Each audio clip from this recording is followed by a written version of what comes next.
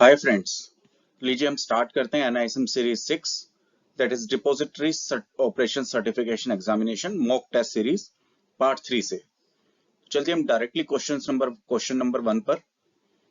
हमारा पार्ट 3 का जो क्वेश्चन नंबर 1 है वो है, with the introduction of depository system in India, theft, forgery, mutilation of certificates became more prominent.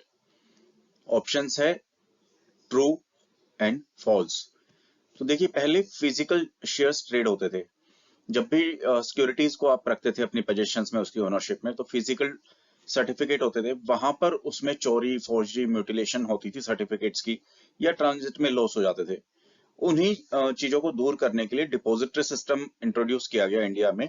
और उस डिपॉजिटरी सिस्टम में अब सारे शेयर्स, सिक्योरिटीज डीमेट फॉर्म में रखे जाते हैं, that is electronic form.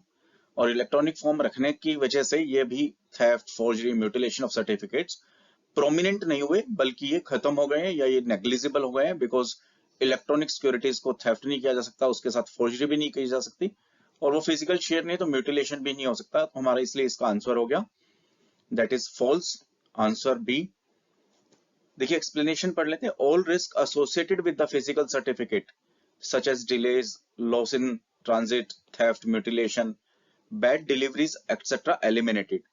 Even the shares can be kept in frozen mode by your depository under the instructions given by the client. Hence, our answer is B.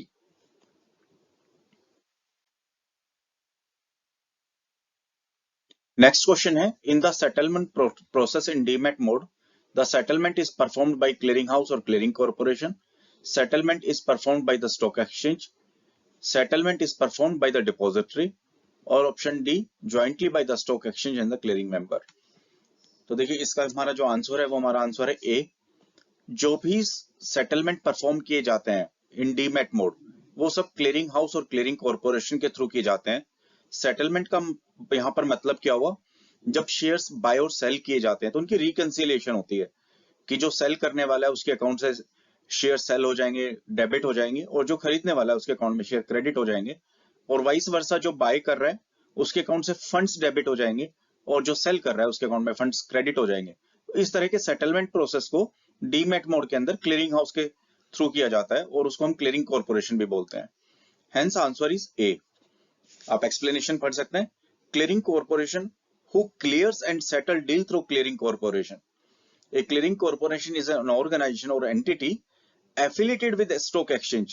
तो ये clearing corporation और clearing house जो है stock exchange से affiliated होते हैं, और उनका जो ऑब्जेक्टिव होता है वही होता है handling, confirmation and settlement and deliveries of transactions, means shares.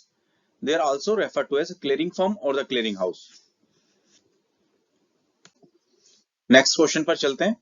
Rajiv Gandhi equity saving schemes that is RGESS announced in 2012. Options है हमारे पास ट्रू, ऑप्शन फॉल्स। देखिए हमारा इसका आंसर है true, answer A. Rajiv Gandhi equity saving schemes RGESS is a tax saving scheme which was announced in Union Budget 2012-2013. How many delivery instruction slip DIS are used or issued to the BOs, that is beneficiary owner accounts, at the time of opening of BSDA? BSDA is Basic Service Demat Account. तो हमने पिछले questions paper में भी discuss किया था। Basic service demat account वो होता है जो काफी लोग बहुत अच्छा सिक्योरिटी में ट्रेड नहीं कर सकते, but they want to have minimum services of demat, तो वो BSDA अकाउंट खोलते हैं। जब वो अकाउंट ओपन होता है तो उन लोगों को जो DIS, डिलीवरी इंस्ट्रक्शन स्लिप, जो इशू की जाती है वो 2 की जाती है। Answer is B. तो ये बेसिक सर्विस डीमेट अकाउंट होता है, और DIS जो होता है डिलीवरी इंस्ट्रक्शन स्लिप, एक तरह से जैसे हम बैंक अकाउंट के लिए चेकबुक यूज करते हैं, वैसे ही हमारे पास शेयर्स के लिए ट्रांसफर करने के लिए हमारे पास शेयर्स एक अकाउंट से दूसरे अकाउंट में डिलीवरी इंस्ट्रक्शन स्लिप होती है। इसको डिलीवरी इंस्ट्रक्शन स्लिप DIS इसलिए बोलते हैं क्योंकि उसी के थ्रू जो आपके पास सिक्योरिटीज है उनकी डिलीवरी की जाती है। तो जैसे हम चेकबुक यूज करते हैं बैंक अकाउंट में फंड्स ट्रांसफर के लिए, वैसे ही हम सिक्योरिटीज को या शेयर्स को ट्रांसफर करने के लिए DIS यूज करते हैं। These are called delivery instruction slip. और जो बेसिक सर्विस डीमेट अकाउंट है वो अकाउंट ओपनिंग के टाइम एक बार में 2 ही इश्यू की जाती हैं। नेक्स्ट क्वेश्चन पर चलते हैं। The ISIN is a unique identification number for each security issued in any of the international standard organization, that is ISO, member countries in accordance with the ISIN standard ISO 6166. Option A true, option B false. तो हमारा जो इसका answer है, हमारा answer है ए। देखिए ISIN क्या होता है? International securities identification number. तो इसकी एब्रीविएशन से ऐसे पता लग जाएगा आपको कि एक ऐसा यूनिक नंबर दिया जाता है सभी तरह की सिक्योरिटीज को, जिससे वो पूरे इंटरनेशनल मार्केट के अंदर उसको आइडेंटिफाई किया जा सकता है। तो ये जो इश्यू किया जाता है ये थ्रू इंटरनेशनल स्टैंडर्ड ऑर्गेनाइजेशन के थ्रू किया जाता है, जो उनके मेंबर कंट्रीज हैं, और उसमें एक स्टैंडर्ड बनाया हुआ है ISIN standard, that is called ISO 6166। उन्हीं स्टैंडर्ड्स के हिसाब से उनको एक ISIN नंबर, यूनिक जो नंबर होता है, उसको इश्यू किया जाता है, और वो उस पर्टिकुलर सिक्योरिटीज और शेयर्स, डिवेंचर्स, ये हम सभी के लिए सिक्योरिटीज क्यों बोलते हैं? बिकॉज हम शेयर्स बोलते हैं तो शेयर स्पेसिफिक हो जाता है, बट जब हम सिक्योरिटीज बात करते हैं तो securities is related to your certificate of deposit, your mutual funds, your debenture, your shares, stocks, anything. इसलिए हम जितने भी वर्ड्स वो यूज करेंगे यहाँ पर, हम उनको सिक्योरिटीज यूज करेंगे। तो देखिए यहाँ पर इसका एक्सप्लेनेशन है, सिक्योरिटीज डीमेटेरियलाइज्ड बियर ए डिस्टिंक्टिव ISIN। जितने भी सिक्योरिटी को डीमेट किया जाएगा उसको एक यूनिक ISIN नंबर दिया जाएगा, that is international standard identification number, ताकि उसकी एक पहचान हो सके, उसको जाना जा सके कि कौन सी सिक्योरिटी है। ISIN is a unique identification number for each securities issued in any of the international standard organization member countries in accordance with ISIN standard 6166. ISO 6166 was developed for use in an international as well as domestic trade. तो ये standards बनाए गए थे, तो उसमें हम आपको दूसरे के भी किसी क्वेश्चन में बताएंगे। उसमें स्टैंडर्ड्स होते हैं कि किस तरह से इसमें यूनिक नंबर जनरेट किया जाता है हर एक तरह की सिक्योरिटीज को, सो दैट उस आइडेंटिफिकेशन नंबर से उसकी सिक्योरिटीज को आइडेंटिफाई किया जा सके इन कंप्लीटली इंटरनेशनल मार्केट। इसको और पढ़ सकते हैं, each security issued bear a unique ISIN number issued by international standard organization ISO। In India, the task of issuing ISIN of various securities has been assigned by SEBI to NSDL. तो India में जितनी भी ISIN numbers issue किए जाएंगे securities को, वो NSDL करता है। For government securities, allotment of ISIN is done by the Reserve Bank of India. और each member country has a different code according to the ISIN standard ISO 6166. Hence answer is A. ये true statement है। Next question पर चलते हैं। The securities offer in public offer can only be traded in stock exchange in demat form. Option A true, option B false. इसका हमारा answer है ए। जितने भी सिक्योरिटीज पब्लिक ऑफर में आएंगे, पब्लिक ऑफर का मतलब वो इनिशियल पब्लिक ऑफर जो प्राइमरी मार्केट के में पब्लिक को इशू की जाती है, वो डीमेट फॉर्म में इशू की जाती है। अगर कोई भी साइजेस जो IPO का इनिशियल पब्लिक ऑफर का 10 करोड़ से ऊपर है, और जो उनकी जो ट्रेडिंग होती है वो भी डीमेट फॉर्म में होगी, वो फिजिकल फॉर्म में नहीं होगी। इसलिए हमारा इसका आंसर है A true. The investor has the choice of holding certificate of deposit in separate account और all its holding in one account. Option A true, option B false. तो देखिए इसका आंसर है हमारे पास A. The investor has the choice of holding of certificate of deposit in separate account और all its holding in one account. तो इसका मतलब ये हुआ कि मान लीजिए कि पर्सन ए है, उसका एक अकाउंट है, डीमेट अकाउंट है, उसमें उसने स्टॉक्स, सिक्योरिटीज या म्यूचुअल फंड्स रखे हैं। अब उसको सर्टिफिकेट ऑफ डिपॉजिट भी डीमेट फॉर्म में रखना है, तो उसके लिए क्या उसको सेपरेट अकाउंट खोलना होगा या अपने उसी एक अकाउंट के अंदर वो होल्डिंग रख सकता है उसकी। तो किसी भी एक डीमेट अकाउंट में किसी भी तरह की जितनी भी डीमेटेड सिक्योरिटीज होती हैं, वो आप उसको वहां पर एक ही अकाउंट में रख सकते हैं।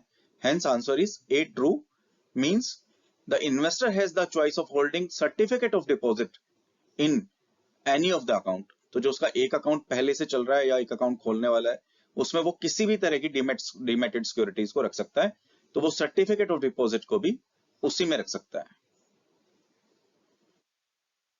तो हमारे पास आंसर हो गया ए ट्रू, चाहे तो वो एक अकाउंट में रखे चाहे वो डिफरेंट अकाउंट में रखे, ये उसकी अपनी चॉइस है।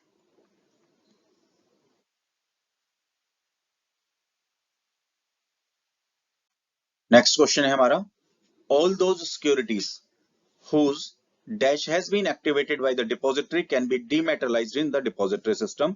Option A ISIN, B WAP, C IIP, D none. देखिए इसका आंसर है हमारा A ISIN। उसका रीजन क्या है, जो भी सिक्योरिटीज है जो डीमेट की जाती है तो उसको एक ISIN नंबर दे दिया जाता है, that is international securities identification number, ताकि उस सिक्योरिटी को आइडेंटिफाई किया जा सकता है। जब उस सिक्योरिटीज का वो ISIN नंबर एक्टिवेट हो जाता है, डिपॉजिटरी जब उसको एक्टिवेट कर दी जाती है, तभी वो डीमेटलाइज हो सकता है इन डिपॉजिटरी सिस्टम। तो सबसे पहले कोई भी जब सिक्योरिटीज होती है फिजिकल सिक्योरिटीज, तो उसको ISIN नंबर इशू किया जाता है। जब वो ISIN नंबर उसका एक्टिवेट हो जाता है, तब उसको डीमेटलाइज किया जा सकता है in depository system. Hence answer is A। Dash is a unique 12 character alphanumeric code that uniquely identifies a security internationally. Option A IDIN, option B ARN, option C ISIN, option D PAN PAN।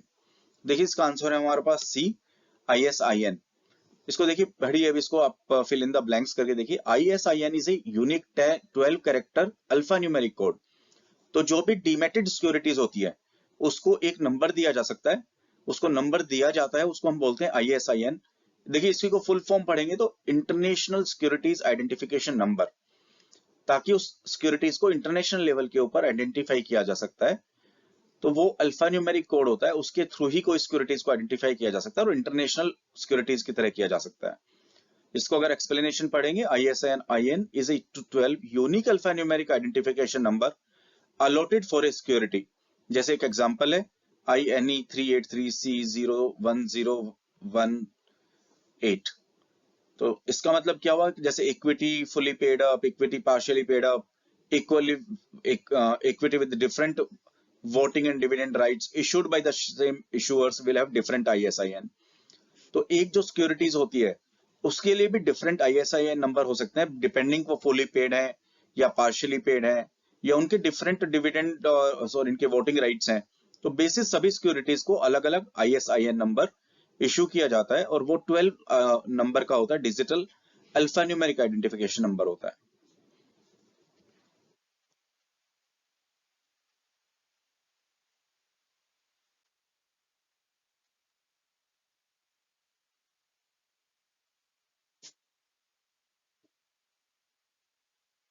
Issuers shall be required to enter into an agreement with all the depositories before coming out with a public offer।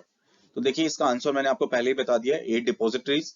हमारे पास जो option है वो है A depositories, depository participants, investors and SEBI. उसको ये डिपोजिटरीज के साथ इसलिए एग्रीमेंट करना रिक्वायरमेंट होती है क्योंकि जब भी कोई कंपनी अपना पब्लिक इशू लेके आती है, इनिशियल पब्लिक ऑफर लेके आती है पब्लिक को शेयर्स देने के लिए, तो उसको सभी डिपोजिटरीज के साथ में एग्रीमेंट करना रिक्वायरमेंट होता है। क्योंकि जितने भी जो इन्वेस्टर्स होते हैं उनके अकाउंट होंगे डीमेटेड फॉर्म में ही सिक्योरिटीज इशू की जाएंगी, उनके डीमेट अकाउंट किसी भी डिपोजिटरीज में हो सकते हैं, इसलिए उनको सभी डिपोजिटरीज से एग्रीमेंट करना मैंडेटरी होता है। इसका देखिए इसका एक्सप्लेनेशन पढ़ते हैं। To encourage issue of securities in demat form, the SEBI has issued the following guidelines. तो सेबी ने क्या गाइडलाइन दी हुई है कि issuer shall be required to enter into an agreement with all the depositories. All the depositories India में दो ही है हमारे पास depositories, one is NSDL, second one is CDSL। तो इन दोनों डिपोजिटरीज के साथ उनको एग्रीमेंट करना पड़ता है, बिकॉज पब्लिक के अकाउंट्स किसी भी डिपोजिटरी के साथ हो सकते हैं। तो उनको डीमेट में इशू करने के लिए और उनको ट्रेड करने के लिए दोनों डिपोजिटरीज के साथ में एग्रीमेंट की रिक्वायरमेंट होती है। अब देखिए क्या, in case of public issue for equity allotment, अब इक्विटी अलॉटमेंट होगा वो तो डीमेट फॉर्म में मैंडेटरी है, बट जो डेट सिक्योरिटीज होंगी उसमें इशूअर के पास ऑप्शन होता है कि वो इन्वेस्टर्स फिजिकल फॉर्म में भी सर्टिफिकेट रख सकता है और डीमेट में भी रख सकता है। अब ये क्या क्यों किया गया था कि ये पब्लिक ऑफर जो आएगा डीमेट ही होगा और डिपॉजिटरी के साथ एग्रीमेंट करना होगा, in order to eliminate the risk of investors on account of force certificate ना आ जाए, उसके पास फेक सर्टिफिकेट ना हो जाए, बैड डिलीवरी ना हो जाए, delay in transfer, lost in transit, इनको सबको रिमूव करने के लिए जो सेबी ने रिक्वायरमेंट डाला था वो trading in securities of company making an IPO shall be in demat form only, तो ये रूल बना दिया था।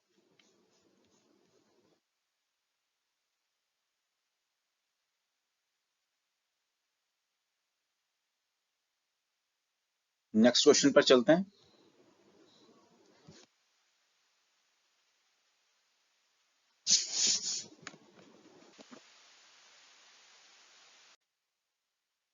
एग्जाम्पल ऑफ ट्रांसमिशन और devolution of title to share, option A devolution by death, lunacy और bankruptcy, winding up, and D all of the above.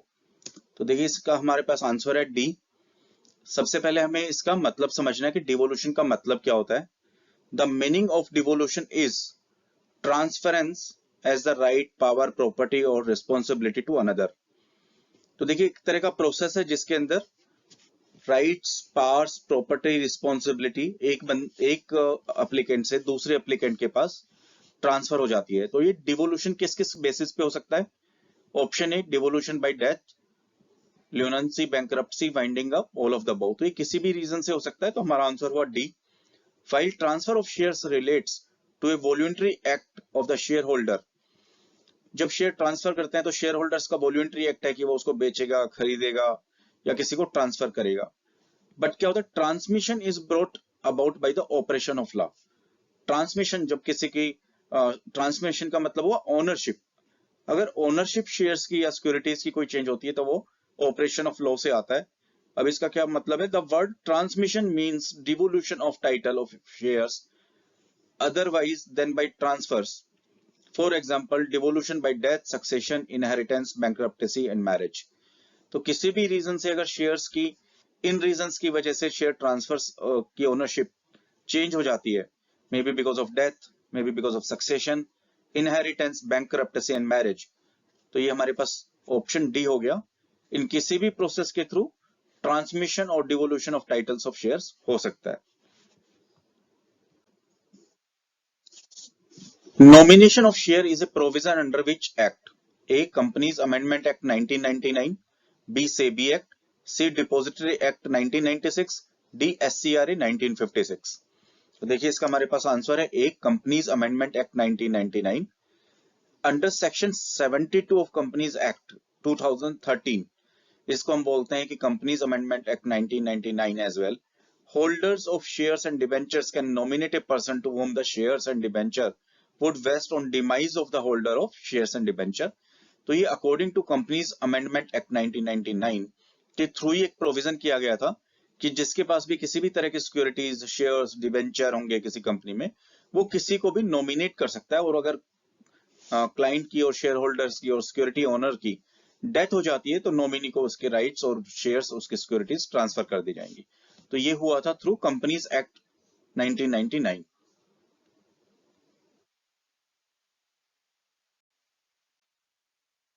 Which is not the institutional structure of the depository system in India? Option A stock exchange, B clearing corporation clearing house, C brokers and D issuer, registrar and transfer agent। तो इसका हमारा answer है सी brokers. देखिए stock exchange, clearing corporation, clearing house, issuer, registrar and transfer agent, ये सारे एक institutional structure है। ये कंप्लीट फ्रेमवर्क है जो as an institutional try operate करते हैं। लेकिन जो ब्रोकर्स होते हैं वो इंस्टीट्यूशनल स्ट्रक्चर नहीं है। वो ब्रोकर्स इंडिविजुअल ब्रोकर्स भी हो सकते हैं, कंपनीज भी हो सकती है, बट उनका जो स्ट्रक्चर होता है वो इंस्टीट्यूशनल स्ट्रक्चर नहीं होता। इसलिए हमारा आंसर हुआ सी ब्रोकर्स। इसका अगर आप एक्सप्लेनेशन देखते हैं तो देखिए institutional structure of depository system in India, there are several institutions which facilitate the smooth functioning of the depository system. They enable the issuer of the securities to interact with the investors in the primary market as well as in secondary market. तो depository system में जितने भी institutional structures हैं, just like stock exchange, clearing corporation, clearing house, issuer, registrar and transfer agents, वो एक तरह से वो उनको enable करते हैं issuers of securities को, ताकि वो इन्वेस्टर्स के थ्रू उनको ट्रेड कर सकें। उनको उनके लिए ट्रेडिंग के अलावा अगर उनको प्राइमरी मार्केट में इन्वेस्ट कराना है तो वो डेफिनेटली उनको अपनी सिक्योरिटीज इश्यू कर पाए। तो ये सारे इंस्टीट्यूशनल स्ट्रक्चर हुए, बट ब्रोकर्स इंस्टीट्यूशनल स्ट्रक्चर नहीं है। तो इसलिए आप देखेंगे depository, stock exchange, clearing corporation, depository participants, issuer, registrar and transfer agents, all these are institutional structure in depository system.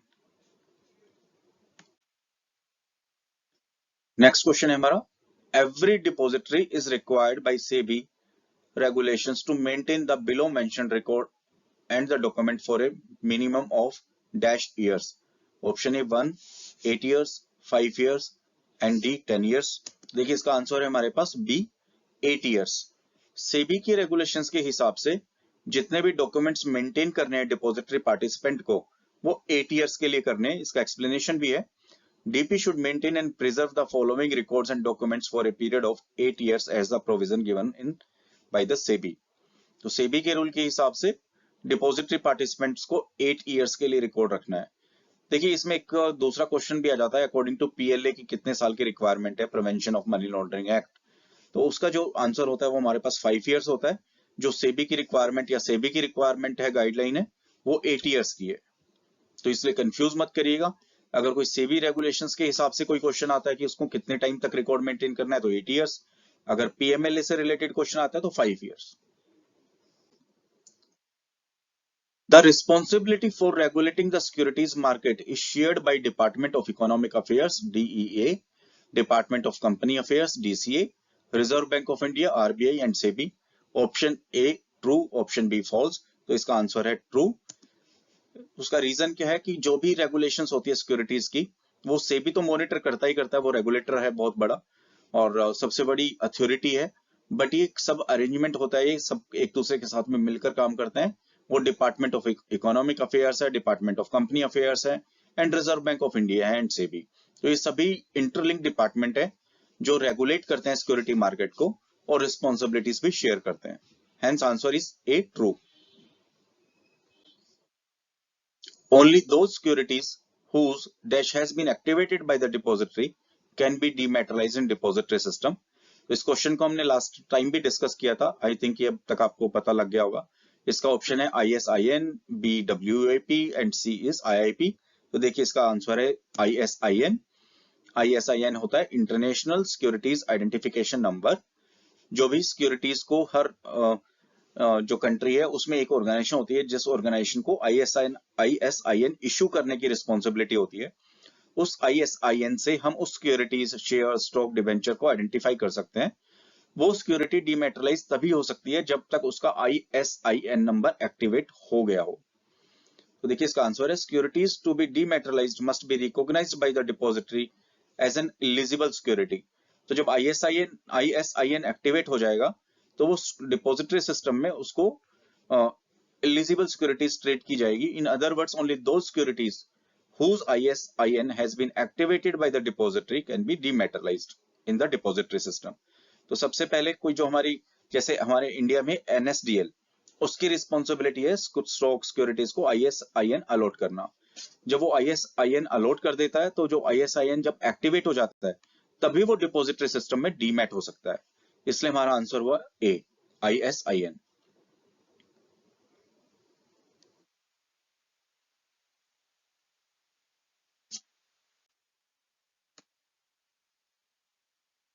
An applicant of depository participant has to submit a net worth certificate certified by a chartered accountant। तो देखिए depository participant होता है, उनका एक net worth होना mandatory है, तो उनको एक सर्टिफिकेट सबमिट करना पड़ता है एवरी ईयर। ये ट्रू है और फॉल्स। तो इसका आंसर है true. Every depository participant DP is required to submit a net worth certificate to depository every year in a manner prescribed by operating instructions, duly certified by the statutory auditors or practicing chartered accountant, based on the annual audited accounts within 6 months from the last date of financial year। तो financial year 31 मार्च को हो जाता है खत्म। उसके बाद जितने भी डिपॉजिटरी पार्टिसिपेंट है उनको with in 6 month, that is 30 सितंबर से पहले पहले उनको एक नेटवर्थ सर्टिफिकेट सबमिट करना पड़ता है from A certified chartered accountant.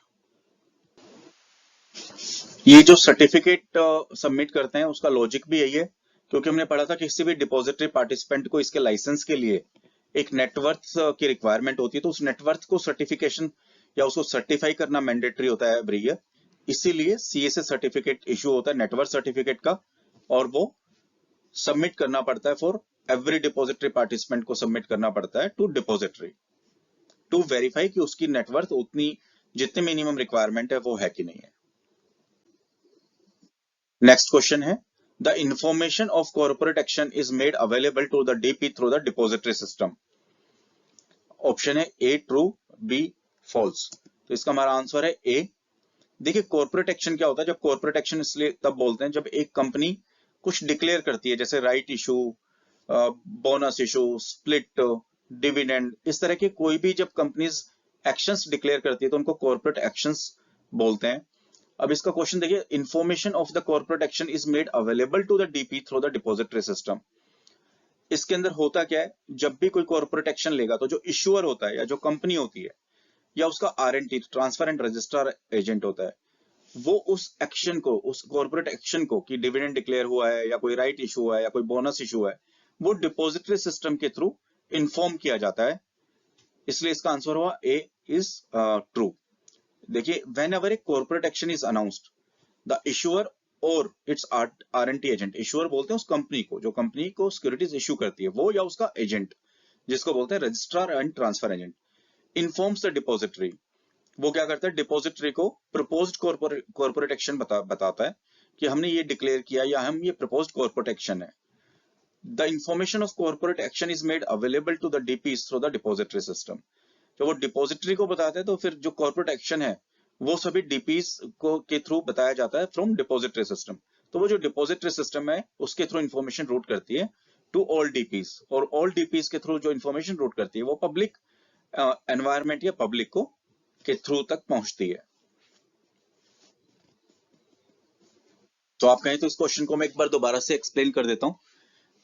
जब भी कोई कॉर्पोरेट एक्शन डिक्लेयर करता है कोई इशूअर कंपनी या उसका ट्रांसफर एजेंट, तो उस इंफॉर्मेशन को डिपॉजिटरी सिस्टम के थ्रू अवेलेबल कराया जाता है टू डीपी। तो डिपॉजिटरी सिस्टम को बता दिया जाएगा, डिपॉजिटरी को बता दिया जाएगा, डिपॉजिटरी पार्टिसिपेंट को बता देगी, और डिपॉजिटरी पार्टिसिपेंट के थ्रू वो इंफॉर्मेशन जो इन्वेस्टर्स हैं उनके पास पहुंच जाती है। तो ये ट्रू है। इसको दो तीन तरह के क्वेश्चन आते हैं, तो देखिए मैं एक बार दोबारा से क्लियर करता हूं। जब भी कोई कंपनी कॉर्पोरेट एक्शन डिक्लेयर करती है तो वो तो कंपनी ही डिक्लेयर करेगी, और उस कंपनी जो डिक्लेयर करती है वो डिपॉजिटरी सिस्टम के थ्रू इंफॉर्मेशन पहुंचाती है। लेकिन जब कॉर्पोरेट एक्शन की रिकॉर्ड डेट आती है तो रिकॉर्ड डेट के ऊपर जो डिपॉजिटरी है वो ये इशूअर को बताती है कि उसके पास as per on that particular record date किस किस इन्वेस्टर्स के पास कितने कितने शेयर्स और सिक्योरिटीज हैं, ताकि जो कॉर्पोरेट एक्शन है उसकी एलिजिबिलिटी मैटरलाइज की जा सके। मान लीजिए कि कंपनी ने डिविडेंड डिक्लेयर किया 10 रुपीज पर शेयर, तो वो ये डिक्लेयर कौन करेगा, ये तो इशूअर डिक्लेयर करेगा, और ये डिक्लेयर करके इंफॉर्मेशन कहां तक पहुंचाएगा, डिपॉजिटरी सिस्टम के थ्रू डीपी तक। बट जब उसकी रिकॉर्ड डेट आएगी कि ये डिविडेंड की ये रिकॉर्ड डेट है, रिकॉर्ड डेट का मतलब हुआ कि इस पर्टिकुलर डेट के ऊपर कौन एलिजिबल शेयर होल्डर्स हैं या सिक्योरिटीज होल्डर्स हैं जो उस पर्टिकुलर डिविडेंड के लिए एप्लीकेबल है, वो इंफॉर्मेशन डिपॉजिटरी सिस्टम के थ्रू पहुंचती है टू द इशूअर, और उसी के बेसिस पे वो डिविडेंड देता है टू दीज इन्वेस्टर्स जो उस पर्टिकुलर रिकॉर्ड डेट के ऊपर उनके बुक्स में होते हैं। नेक्स्ट क्वेश्चन पर चलते हैं। A demat account can have maximum holder, how many holders, 1 2 3 और 4। इसका आंसर है 3। A demat account can have maximum of 3 holders. तो ये प्रोविजन ही है डिपॉजिटरी के थ्रू, सेबी के थ्रू, कि एक डीमेट अकाउंट में मैक्सिमम 3 अकाउंट होल्डर हो सकते हैं, 3 डीमेट होल्डर हो सकते हैं। Dash of the securities issue, create and sell new securities in the primary market to raise the fund for investment and to discharge the obligation. तो option A company, B DP, C issuer, D exchange. तो इस देखिए इसका हमारे पास answer है सी। इसको देखिए अब फिल इन द ब्लैंक्स करके देखिए, issuer of the securities issue, create and sell new securities in the market. तो जो इशूअर होता है, जो कॉर्पोरेट हुआ, ऑफ द सिक्योरिटीज इशू, जो भी उस सिक्योरिटीज को इशू करता है उसी के पास सारे राइट्स होते हैं to create and sell new securities in the primary market, to raise the funds for investment and to discharge the obligation. तो क्या फंड्स जो रेज करने हैं प्राइमरी मार्केट से, वो इशूअर की ही रिस्पॉन्सिबिलिटी होती है। जो सिक्योरिटीज को इशू करने वाला है उसको इशूअर बोलते हैं। तो वो नई जो इक्विटी है उसको भी क्रिएट कर सकता है, सेल कर सकता है इन द प्राइमरी मार्केट, उसको फंड्स की रिक्वायरमेंट रेज कर सकता है फॉर इन्वेस्टमेंट, और अगर उसकी कोई ऑब्लिगेशंस है तो उसको डिस्चार्ज कर सकता है फ्रॉम दीज फंड्स। वो कौन करता है, वो इशूअर ही करता है, जिसके पास सिक्योरिटीज है, जो सिक्योरिटीज इशू कर सकता है उसको इशूअर बोलते हैं। Devolution of title of shares can be due to, तो ये हम पहले भी पढ़ चुके हैं। Option A death, lunacy, bankruptcy, all of the above. तो इसका आंसर है D, all of the above. The word transmission means devolution, transfer of title of the shares, for example devolution by death, lunacy, bankruptcy, winding up, etc. A person on whom the share devolves has to provide his entitlement by submitting appropriate document and seek transmission. In the securities held in the depository system and the documents have to be submitted to DP.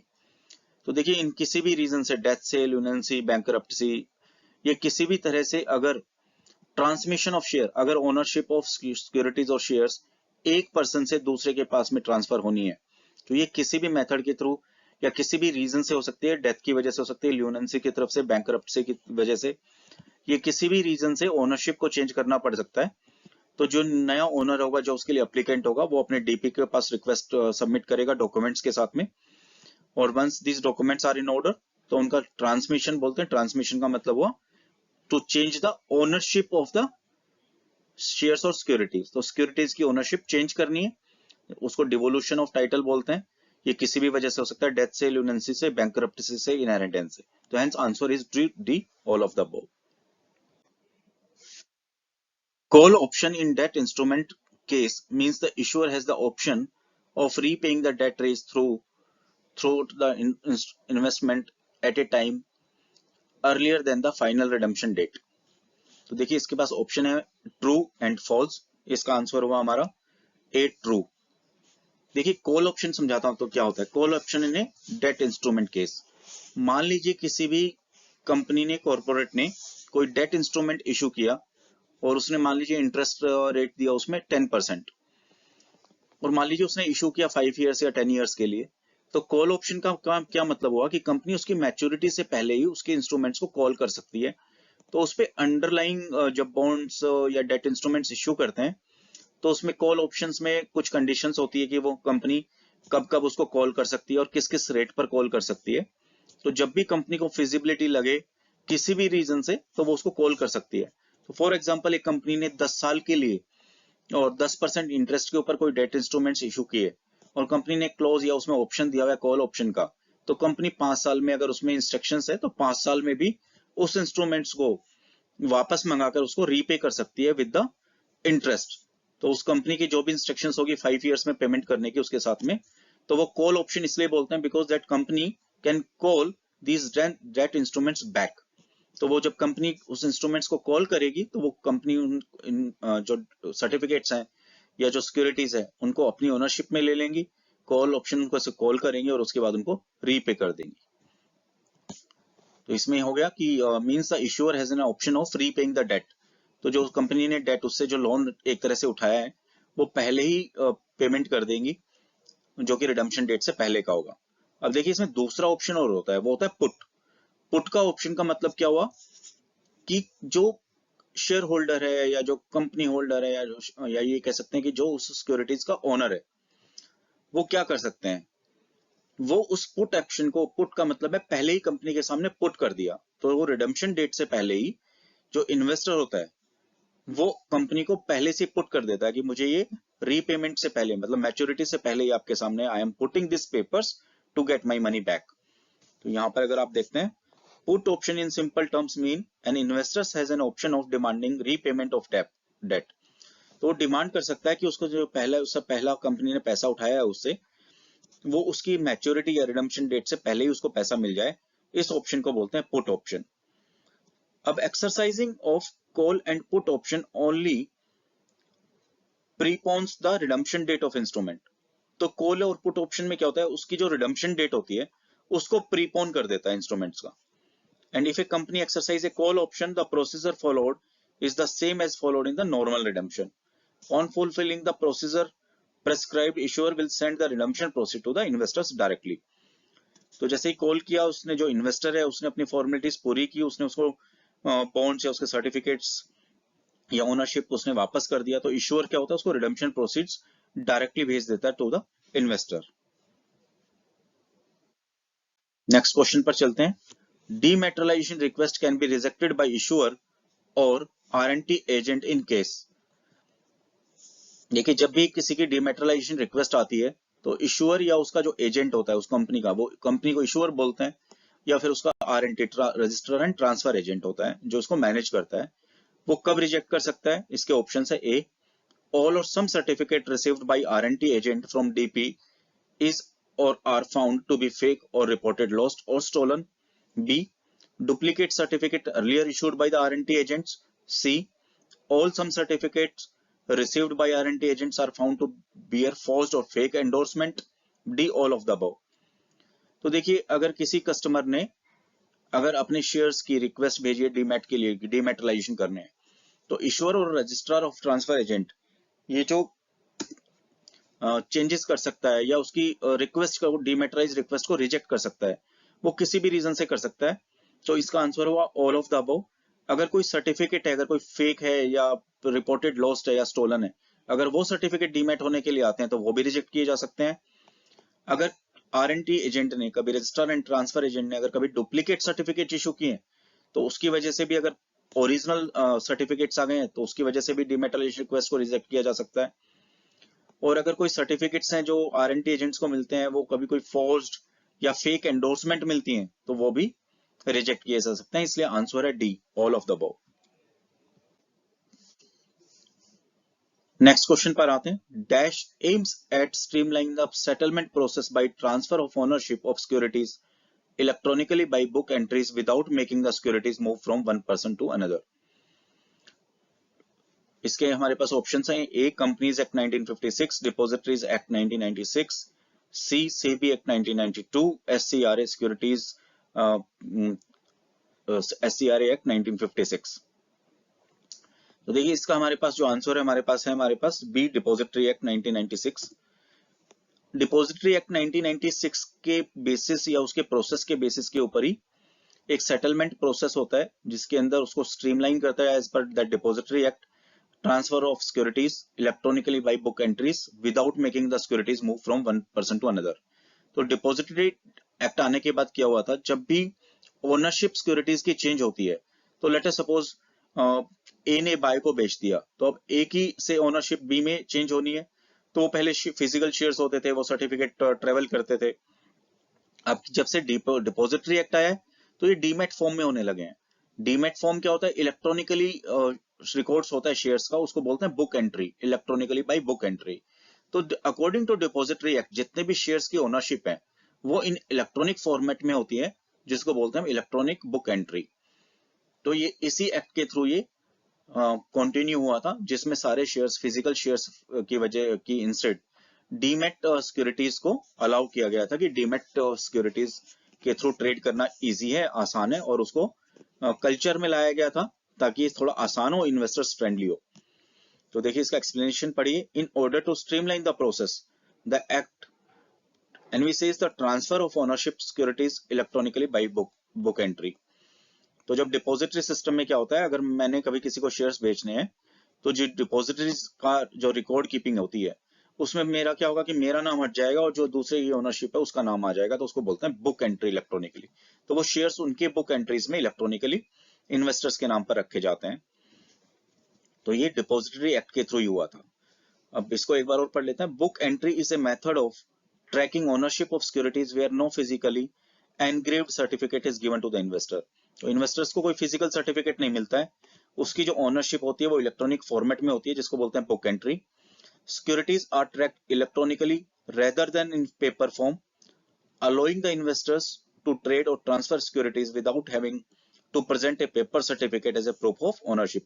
तो मान लीजिए मेरे पास कोई shares हैं, electronic format है, मेरे demat account में है, तो मेरे को जब उसको बेचना है या किसी को हैंड ओवर करने या उसकी ओनरशिप चेंज करनी है या मुझे उसके सेल करने हैं, तो मुझे कोई पेपर फॉर्म में उसका को ट्रेवल नहीं करना या मुझे उसको पेपर फॉर्म में हैंड ओवर नहीं करना, मैं इलेक्ट्रॉनिक फॉर्म में ही उनको बेच सकता हूँ, खरीद सकता हूँ। तो ये डिपॉजिटरी एक्ट के आने के बाद ही हुआ था।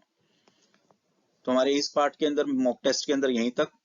अगर आपको ये वीडियो अच्छी लगी हो तो डेफिनेटली सब्सक्राइब मत करना भूलिएगा, प्लीज रेफर करना मत भूलिएगा, बेल आइकन को दबाइएगा।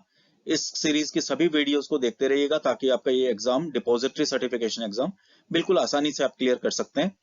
इसमें काफी क्वेश्चंस है और बहुत सारे एक्सप्लेनेशन है। आई थिंक आपको बहुत हेल्प मिलेगी अगर आप ये सारी वीडियोस देखते रहेंगे, तो आप डिपॉजिटरी एग्जाम को बहुत इजीली क्लियर कर सकते हैं। आपके कोई भी कमेंट हो, आपके कोई भी आपके क्वेश्चंस हो, तो डेफिनेटली आप शेयर करना मत भूलिएगा। कमेंट बॉक्स में जरूर लिखिएगा कि हमारी ये वीडियो कैसे लगी। Thank you very much. Have a nice day.